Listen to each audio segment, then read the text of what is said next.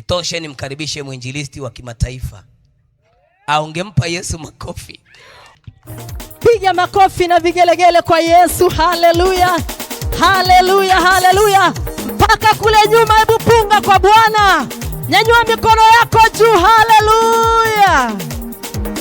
Amen. Kitabu kile cha Mwanzo 6 mstari wa 1 tutasoma mpaka na. Huyu ni Mungu anaongea, anazungumza. Akasema ikawa wanadamu walipoanza kuzidi usoni pa nchi. Ndivyo ambavyo kadri siku zinavyoendelea, ndivyo ambavyo uovu uliendelea kuzidi duniani. Lakini Mungu akamwona mtu mmoja anayeitwa Nuhu, ambaye alipata neema machoni pake. Na leo Mungu anatamani kuiona familia moja ambayo itaamua kuacha dunia, kuacha uovu na kutafuta uso wake. Bwana Yesu asifiwe. Bwana akasema roho yangu haitashindana na mwanadamu. Maana kila wakati Mungu akitazama, kila wakati Mungu akikuangalia wewe ukiwa kama mama, kila wakati Mungu akikutazama wewe ukiwa kama kijana, ndani yako anauona uovu. Bwana Yesu asifiwe. Akasema kwamba roho yangu haitashindana kamwe na mwanadamu. Manake inafika wakati Mungu anafika mwisho. Kuna wakati Mungu anafika mwisho kwa sababu ya uovu wako mwanadamu. Kuna wakati Mungu anafika mwisho kwa sababu ya familia nyingi hazitaki kumwabudu Mungu. Familia nyingi zimemkataa Mungu. Familia nyingi zimemwasi Mungu. Familia nyingi zimeamua kuabudu miungu, huku wakiamini mioyoni mwao kwamba inaweza ikawaokoa. Bwana Yesu asifiwe. Bwana Yesu asifiwe. Bwana akaona ya kuwa mwanadamu aliyemuumba ni nani hataweza kuchukua nafasi yake. Mwanadamu amejawa na kiburi, mwanadamu amejaa laana, mwanadamu amejaa uovu. Lakini Mungu akatafuta ni namna gani ambavyo hataweza kumwokoa mwanadamu, na jinsi ambavyo mwanadamu amekuwa na shingo Mungu. Ndio maana yule mhubiri wa jana akatuambia katika kile kitabu cha Yohana 3:16, kwa maana jinsi Mungu aliupenda ulimwengu, ndio maana akamtoa mwanawe pekee ili aje ulimwenguni kuja kuokoa ulimwengu. Lakini mwanadamu wa leo hata uneneje, hata ubirije, hata uzungumzeje, wanadamu wamekuwa na shingo ngumu, wanadamu wamekuwa na kiburi, wanadamu wamemkataa Mungu katika mioyo yao. Ole wako. Bwana Yesu asifiwe. Mungu akamwona mtu mmoja ambaye alipendezwa naye akaitwa Nuhu. Nuhu akaandaliwa na Bwana, akasema sasa imefika mwisho. Huu ni wakati sasa wa kuiangamiza dunia. Huu ni wakati sasa wa kuiangamiza kabisa.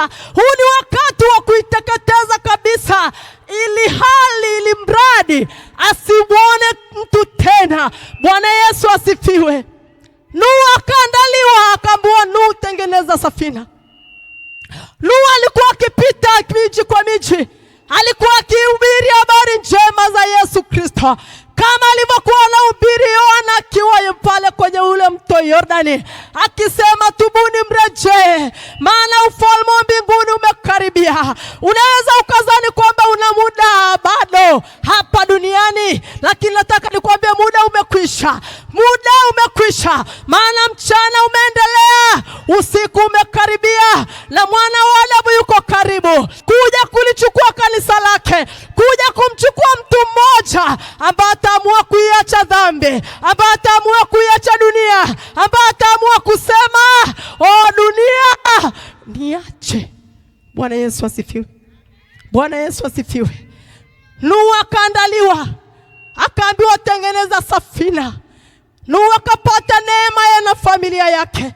Kuna familia nyingi ambazo zinamwabudu Mungu, mioyoni mwao wanazani wanamwabudu Mungu, lakini si Mungu wa kweli.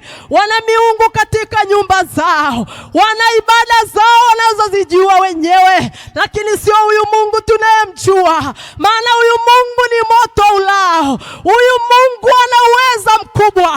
Huyu Mungu ana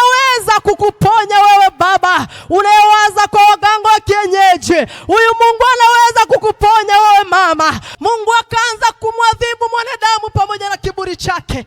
Mungu akaanza kumwadhibu mwanadamu huyu ambaye kila itwapo leo injili inahubiriwa, neno la Mungu linahubiriwa, lakini unakuta mwingine anasikia kuchukia ndani ya moyo wake, anasikia kuchukia. Ndio maana unafika mahali hata wengine wanasema ni hao walokole, sitaki hata niwaone. Lakini nataka nikwambie iko siku ambao utawataka, ambao utawahitaji, lakini utakuta wameshainuliwa, utakuta wameshaondolewa.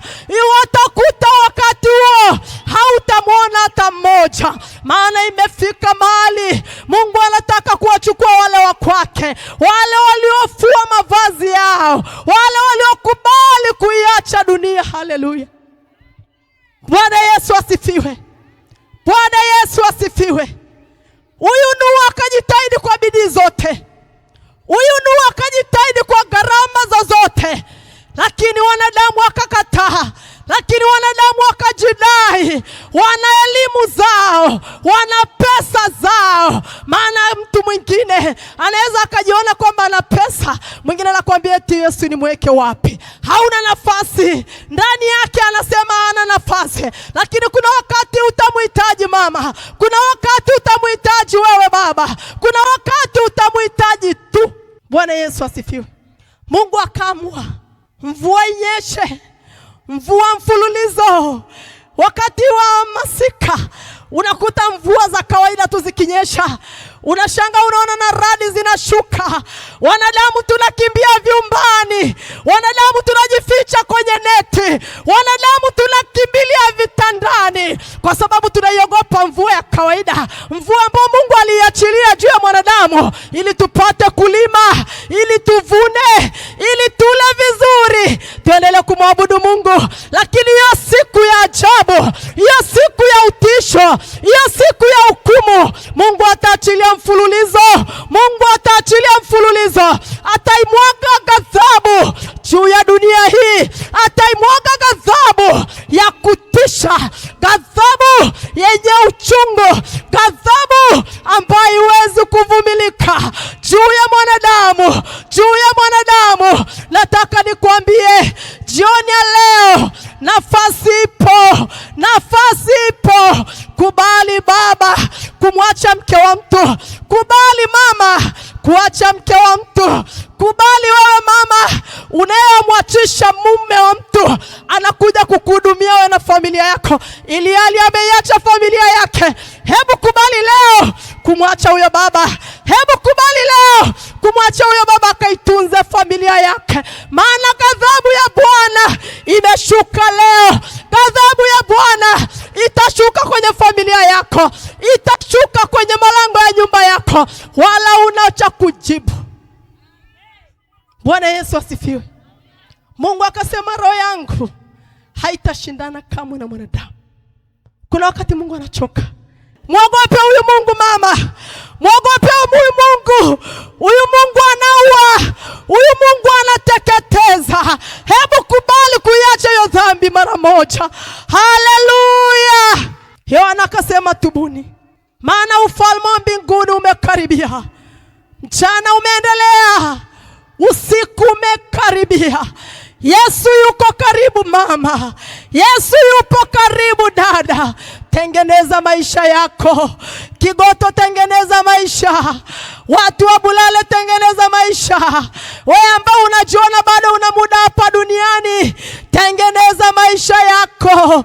Tengeneza, maana hatujui siku wala saa.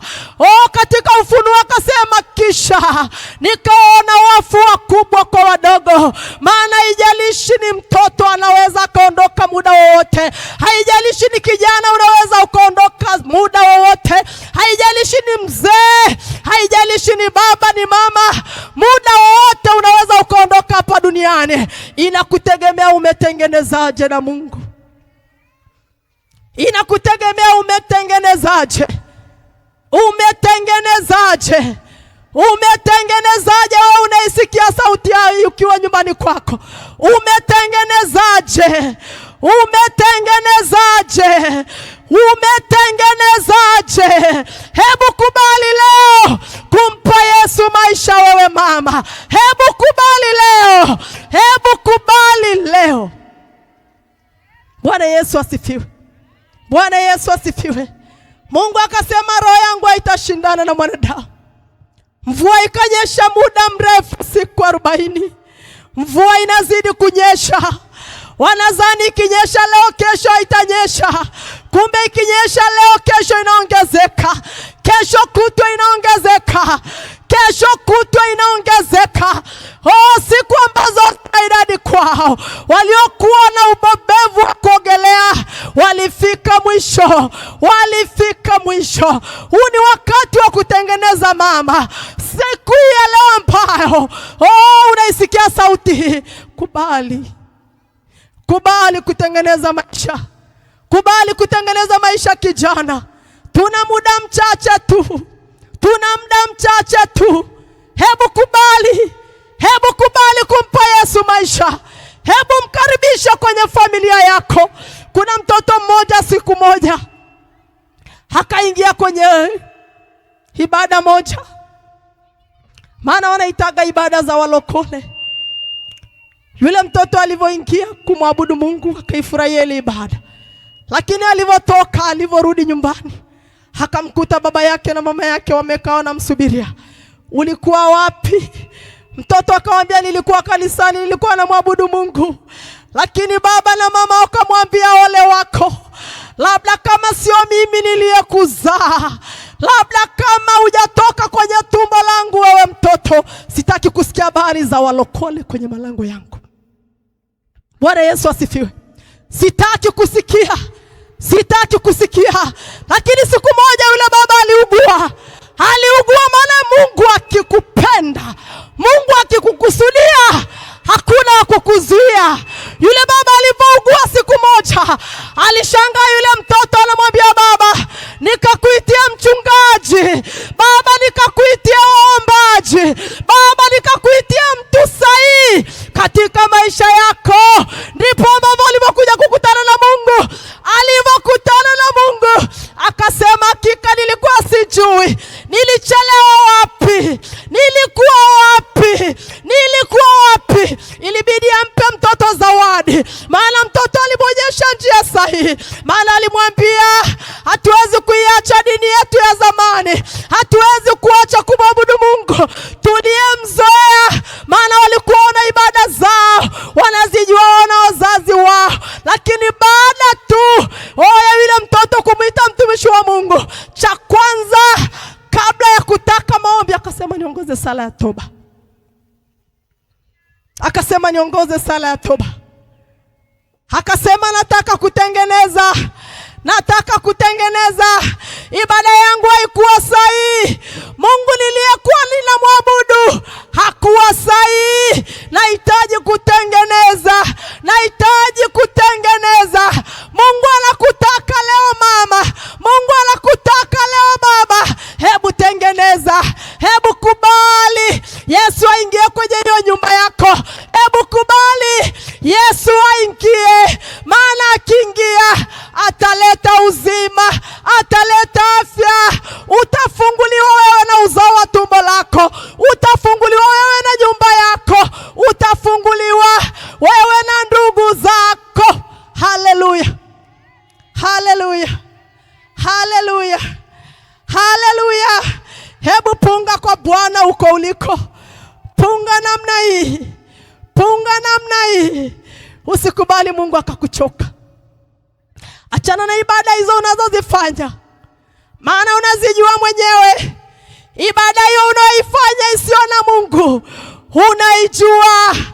Familia nyingi zimetengenezwa waganga wao. Wana waganga wao. Lakini yuko mganga wa waganga, Yesu Kristo. Ukikubali leo aingie kwenye hiyo nyumba yako, kila kitu kitanyoka namna hii. Maana tuna ushuhuda wa mambo mengi ambayo Yesu aliyafanya.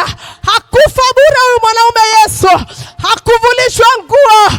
Alikubali kuchinjwa. Alikubali kudhiakiwa kwa sababu yangu na mimi na wewe. Bwana Yesu asifiwe.